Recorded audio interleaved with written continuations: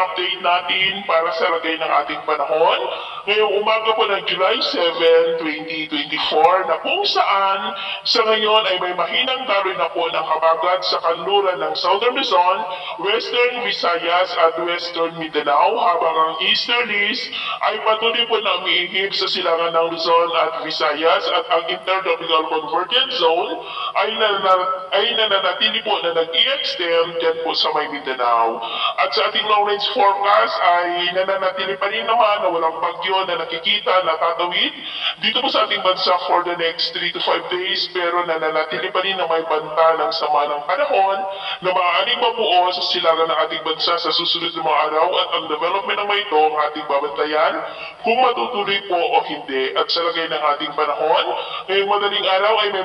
may mga isolated rain sa ilang bahagi ng Quezon, Mindoro Provinces, Bicol Region, Iloilo, Southern Negros, Cebu, Bohol, ilang bahagi ng Leyte,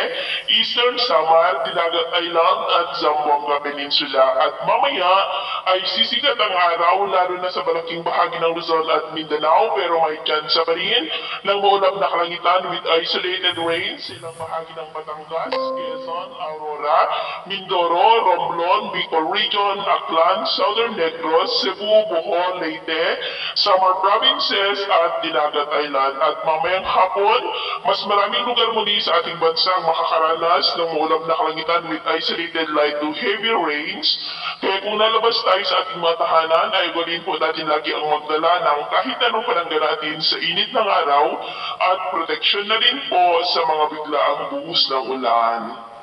At sa atin naman pong mga baybayin, wala naman po tayong nakataas na namang gale warning signals, pero iba yung pag-iingat lamang po kung papalaot tayo para po mas makaiwas sa mga sakunang